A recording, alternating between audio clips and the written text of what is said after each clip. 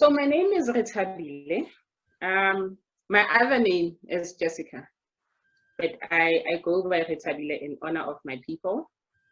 My surname is Gamede. I run a consulting organization called Reimagining Consulting, and we do personal development coaching, we do training. So I have background in finance. I'm finance trained, so for all of my career, I've been doing finances for organizations. And now I've flipped that to do trainings. So I train people to set up financial systems, to just generally run a finance office. I do finance training for non-financial managers. And then the personal development coaching really just came from a personal place inside me of feeling like, having done finance for a long time, just feeling like I am more than just the work I do. And so what else can I dedicate my life to? And really what has been my own personal struggles and my work struggles. And is there a kind of work that I can do that addresses both of those, you know, kind of how to be better? I do personal development coaching as a gift to myself first, and then by extension, I coach other people. I'm involved in a number of movement building work. I am involved with an organization or a movement called Shaisfuba. There we are trying to, yes. Oh, I didn't know you were there. Okay. I am in the Shaisfuba Gauteng group, where we are trying to imagine a feminist government that must happen already. Yeah. And I am also involved with an organization called No Name Initiative, where we do community dialogues. So I'm a facilitator for No Name Initiative. Okay. We do community dialogues that really centers around a model that says, what would things look like if they worked perfectly? Or what would the ideal world look like for individual people? Wow. And then we begin to dream that up, and we think about what are the obstacles standing in the way of achieving that, and just as citizens, what can we actively do to try to get to that world? Of course, it continues to be long work, but it's really to just unlock our own, you know, active citizenship. Yeah. And that work for me, I'm particularly interested in doing it in townships. So we have NNI agents all over the world, really, but my focus is in South African townships. We do that, like the dialogues can be done with families, with any group, really. Yeah. And so I'm always looking for groups to be in dialogue with. I'm a counselor with Lifeline. Okay. That is work of my heart. Again, being involved in counseling work also comes from a deep place of just a personal place of feeling a lot. I feel a lot. And so as part of my life tools, counseling is really important for me. And so I gift that to myself, but I've also now volunteered my time to be a Lifeline counselor. Did training last year, and so now I do telephone counseling with them. And yeah, that is about it. With wow, that's a who lot. I am and what I do. Yeah. And so how has that all been affected, especially the community dialogues? How has this lockdown affected all of that? I imagine the Lifeline work can carry on because it is telephone counseling, right? But the other work? So the dialogues have moved online. I think for me personally, the first 2 weeks of the lockdown, I didn't engage. So I didn't do much work. Just I needed the time for myself. I was very lucky to know what I needed in that moment. And I know that just pulling back and resting was the thing that was important for me. Yeah. And so for the first 2 weeks, I haven't been involved in any of the work. But we are moving to online dialogues, or we have already moved. There are weekly dialogues actually that are happening online. The challenge, of course, with depending on what community you're in dialogue with, is the data issue. Yeah, absolutely. And so the organization has tried to put together a data fund, but is also looking for donors to, you know, to give funding to data issues so we can have more of our dialogues. But it's all moved online. But of course, that then means only those who have access to online things can then be in dialogue, right? And I think the people that need the dialogue the most, everybody needs the dialogue, but I think the people that need it the most don't always have access. And so it's a thing that we continue to think through, but everything has migrated online. Okay. Okay, so when you, okay, but before I move on to the next question, so, and your personal development, your coaching and stuff like that, has that been affected? But like you say, you wanted to pull back, you needed to pull back first. So you did the self-care. But has that been affected negatively, or are you still positive, and are you feeling like there's an alternative? Or? So I'm really at a point of reimagining the alternative. I mean, I think I know online is going to be the way to go. Yes. I haven't quite put in the work to figure out how to do it online. Right. I think I'm much more rested and settled now, and I can engage in that work of thinking through how to take it online. Prior to the lockdown, my interest was really in working with organizations for individual coaching. So to say coach the individuals and then also coach the team. Yes. And so that was the strategy I was kind of involved in. So now I have to think about how do you continue to convince organizations to take up coaching and take it up online and show them the value add for that. Because you know, money is being moved elsewhere. There are things that feel ultra urgent. And sometimes having coaching as part of an HR in the immediate, people don't always see the need. But actually it's necessary now much more than ever. It's absolutely, it's so vital. Even the fact that you knew, you were self-aware enough to know that you needed that 2 weeks, right? That's such an important part of what a well-functioning society is, right? And I mean, the other thing is, if I think about the online work, there's a lot of savings even for a company. There's so much time saved. The traveling to the venue costs, the food costs, and, you know. So I think that companies themselves need, and NGOs have to think outside of the box now. Absolutely. Being forced. Yeah. And so I know you have spoken a little bit about how this has had an impact on your life, but can you talk about that? Like, how has it impacted on a daily basis? Or what are you doing differently? And also, what hasn't changed?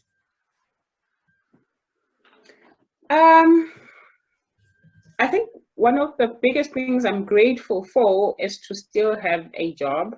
I have a part-time job, and I think that is one of the things I continue to be grateful for. Of course, it's precarious for all of us, even for that job, in terms of what does it mean to fundraise and to continue having people employed. And so knowing the reality of how hard it has hit everyone, you know, and having to deal with issues of food security and having to think about, you know, people are now having to engage the Department of Labor around UIF, and that in itself is so stressful. So continuing to be employed is a thing that hasn't changed for me, and a thing that I am grateful for, and I think I'm really like, it's constantly on my mind to say this is a reality that could change at any moment, and what would it mean? I think over and above that, how it has changed my life is it's changed how I organize. So in the 2 weeks that I said I had kind of pulled back a little bit, I was aware of movement building work that is happening, because I think as soon as it hit, we had people that just jumped onto things to say, what are the things that we need to do? Right. And for me, it has made me think about privilege and how I am privileged to have internet access, to have work, to have access to emails. And so one of the things we have done in Shaiskuba Gauteng is we've collated names and addresses and names, addresses, ID numbers, all those things that the Department of Social Development needs to be able to offer food parcels. So we've collated that, and using, I guess, the privilege of email. Yeah. We collate data from people and we send it through to social development for the food parcel. Wow. That's such a kind of practical thing, right? Yeah. You know? Yeah. I think when it hit us, we were like, because, you know, we were planning regional assemblies, we were going to have meetings and be in community with each other and have, you know, have kind of meetings in the different regions that are in Gauteng, but having realized that that's not going to be possible, we had to think, okay, what is possible, given our own resources and given that movement is limited, you know? So that's one big thing that we have done and continue to do, but now we are beginning to think what else is possible, you know? For those of us who are able to, do we need to get permits to be able to really just be on the ground and see how the work can be continued. What hasn't changed, I guess, is I continue to be able to work. I guess when you do work on your laptop, you can do it anyway. Yeah. So just being able to do work hasn't changed. But I live on my own, and home is normally a sanctuary for me. I'm always out and about, and then I come back home and I'm just like, time to rest, you know? But now I can't go out and be out and about. So I think that has, just as a coping mechanism, that has sort of impacted me a bit, because I was very intentional about like being outside the house to do work and to do things and then coming home to rest. So now this has become rest, play, and everything else. And I think I miss people. I miss conversations. I miss, just being in community with others.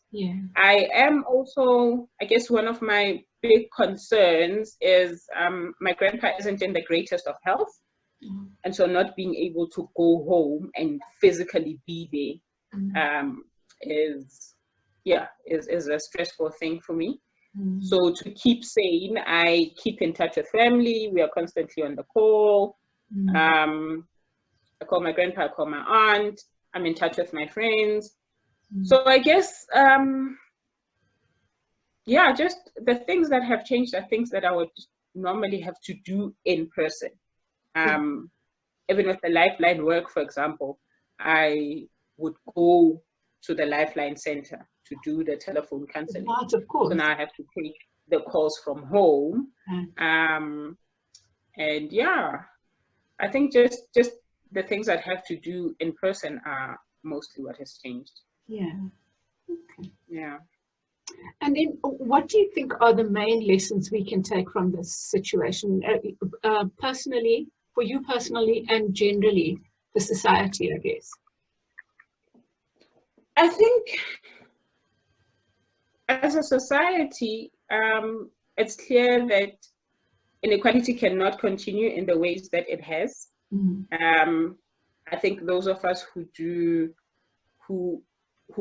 are involved in movement building work, who are involved in working in different spaces and in different communities, are kind of in touch with the realities of where we live and where we exist. But I think even for us, just the issue of food security, for example, I don't think we often think about how dire the issue of food is for people, right? And so I think just generally as a society, inequality cannot continue in the ways that it has. You know, we have to we have to rethink how we do things, and also really just realize how we are really as strong or as weak as the weakest among us, right? I think what COVID-19 has done is just brought home the reality of how connected we are, even when we think we are not, you know, with our class divisions, our race divisions, like all the divisions that exist in society. Yes. It just brought home the realization of just how connected we are. Yeah. And so for me, I think all the methods that we are employing to try and deal with an emergency, we need to think about how we expand that. Just really issues of inequality, issues of our healthcare system, how it currently looks and whether or not it serves us. I think for me, the healthcare system is one of the most primary needs that we need to look after. We need to think about food security in ways that really serve everyone in society. Yeah. Personally, for a long time, I mean, the reason I left full-time employment was to think about how to have a fuller life, what it would mean to work from home, for example, and kind of have work in a way that is holistic, you know, not feel like I just exist to work, but how can I work in a way that that feeds into my other passions, that feeds into how I want to exist in the world. You know, I don't want to just be doing numbers as an accountant in an organization. I want to also do movement work. So I want to have flexibility to be able to do that.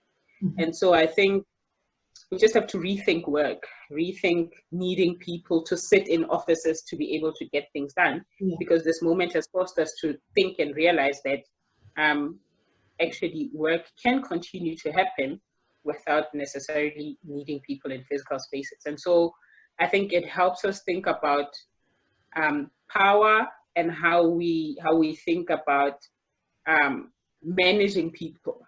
You know, the difference between managing a person and managing a life, because I think in offices sometimes we cross that boundary. You know, I think just because someone is my subordinate, I can actually control their lives, but actually no, we need to focus on the work that needs to happen, and how it happens will be different for different people. Yes. So I am glad that we are beginning to think about that, and I'm hoping when lockdowns are over and we have found a way to manage COVID-19, we can continue to say, what are the ways that worked for us to give people fuller lives, and what are the things that we need to do away with?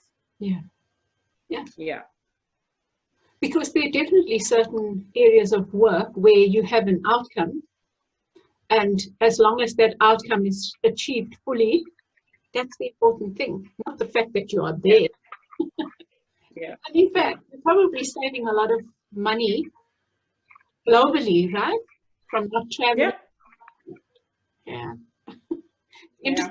All those overheads, operational costs are kind of reducing. I forgot to ask you this other question about, is there anything you think you'll do differently forever in the future? Sure. This does feel like a defining, life-changing moment. I think what I will do differently and think about differently is my relationships and the value I place on the value I place on, I guess, sharing space and being in community with people. I live, exist, and thrive in community, but I didn't realize just how important that is. I think also the value of touch. Wow. I think the realization of how important that is. I exist in spaces where we just we greet, we hug, we do all of that, and it's just a thing that you do. But never have I had to think about being touch hungry. Yes. You know. Yes. And so I think, I mean, I don't know. I think a thing I will do differently is probably hold people closer when I have the chance. And I think really just, I guess because for me, for a long time, work was such an important thing, the realization that actually life is more than just about work, you know? There are so many other things that are important. I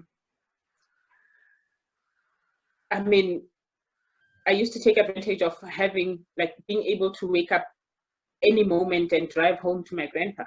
Like, I'd drive in the middle of the night. I'd drive any moment to just be home, because there are moments when Joburg feels heavy for me, and I really just need home, and I need my people. And not being able to do that at this time really makes it difficult. And so I guess valuing the opportunity and privilege to just get up and go when I need to or when I have to. So do differently. I think I have a lot to just to think about. I don't think I've also yet fully processed what this moment means and the full impact of it on my own life. But I definitely know that as I continue to do my processing, there are a lot of things that I will rethink and do differently. Yeah. And I guess we'll start to know for sure maybe after lockdown, or it's such an unknown, hey? It is. Yeah. It is. Yeah. It is. Yeah. Okay, and then the last one is, in what way do you think the world has already, and I think you've touched on this, but maybe your last thoughts on this, in what way do you think the world has changed or will have changed irreversibly because of this?